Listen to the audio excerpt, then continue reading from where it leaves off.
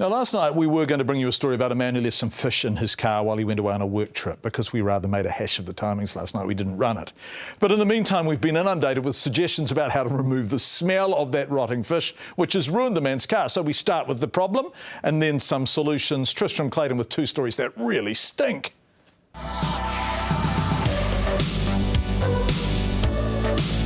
It's a one-year-old Ford Ranger with just 10,000 kilometres on the clock. But for owner Mark Reihana, his brand new ute is practically worthless. It's just worth a beer and a laugh at the moment, but it's not worth anything to me. I'm emotionally attached to it still though. Jilted lover. But you can't use it? Can't use it.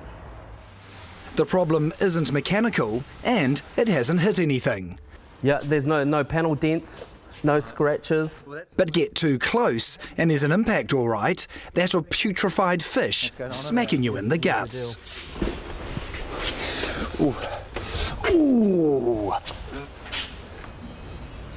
That is still pretty rank. You couldn't Let's shut that. Yeah. That's bad, bad. Yeah. 4 months later, Yeah. it's been cleaned Multiple times. and it still smells like Still that. smells like that. It's pretty strong, huh? The stench that emanates from the vehicle comes from snapper gone bad, fish that had originally been a present from a mate. Drove back to Auckland and put it into the back of the ute. Completely forgot about it. Walked into the house, flew to Queenstown for a week. When he got back, he was in for the shock of his life. What was there was just like a chili bin full of maggots, millions of them. And the smell, you couldn't believe the smell. The smell was just unbelievable.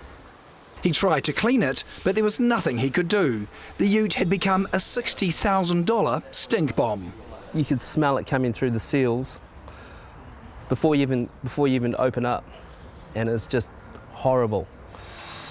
A quick call to his insurance company and John Andrew Ford in Henderson came to the rescue. How bad was it? It was bad. It stung. Yeah, I mean, like I say, it was parked out in the yard where I was down in the office, and the whiff from it was coming. It was bad, yeah. Like 15, 20 metres you could smell it in your office? Oh, yeah. What did you have to do? Vacuumed all the maggots out, get rid of all that, stripped the vehicle completely. Then the insurance company said, right, we'll replace all the trim, so all the seat cloth, sponges have all been replaced. Big job. Big job, yeah. But it still, still smells a little bit. 4 months later, the work's already cost more than $8,000. This calls for something strong, and I think I have. Just for requires, come with me. Okay. Time to get inside and see how much of the fishy infestation remains. Right. All right, mate. Are you getting that side?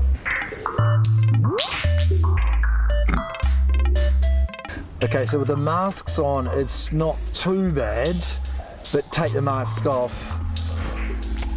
That's putrid, really, isn't it? Yeah, it's pretty ripe, isn't it?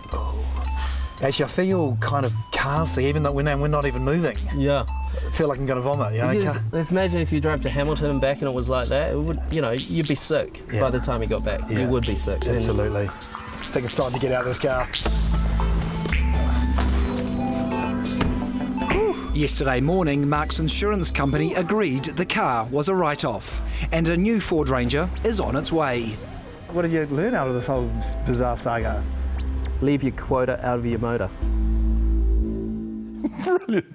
Brilliant. A car written off by an insurance company because of smell. That's the problem. So, since we've promoted that story, we've had over 700 people write in with advice on how to neutralise dodgy odours in your car. Amazing. You're all wonderfully mad.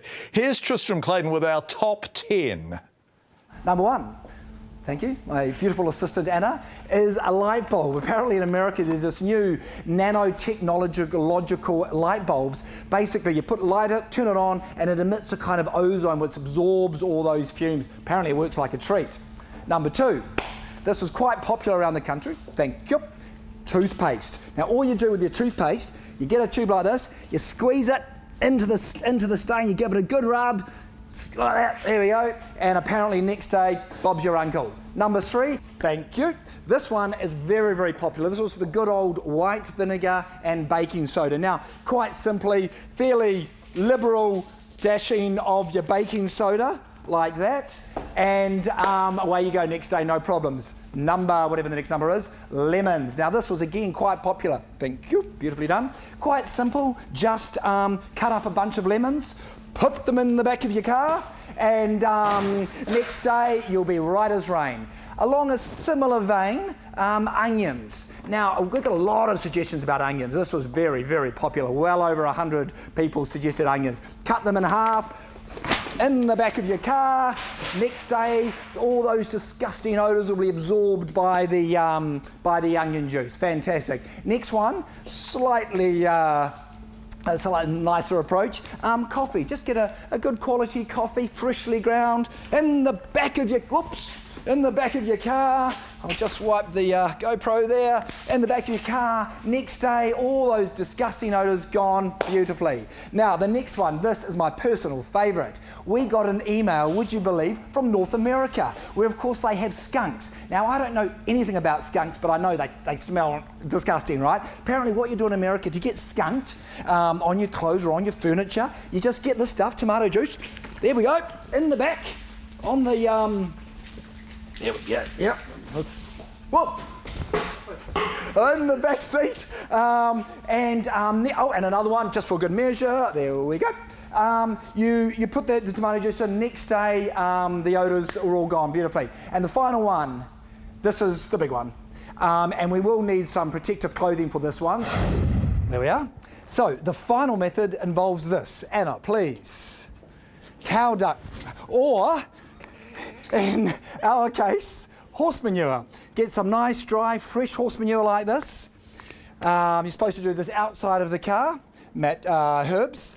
Just apply fairly liberal little sprinkling of your favourite herb, in my case, sweet basil.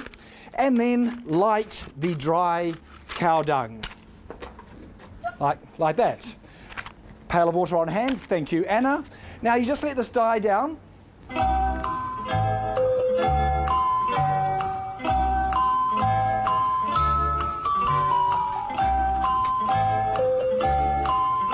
What are you up to tonight, Anna?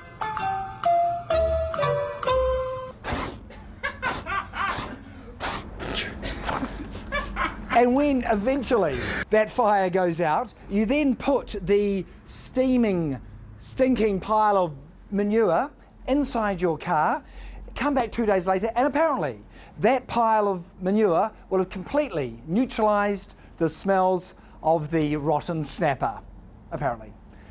And if all else fails, there's always the old pig. Tristram Clayton. Brilliant, with this beautiful assistant Anna Burns-Francis, shot by Grant Finlay, edited by Sarah Rowan. From one smelly issue to another, while Mark didn't have any success getting the sting out of his car,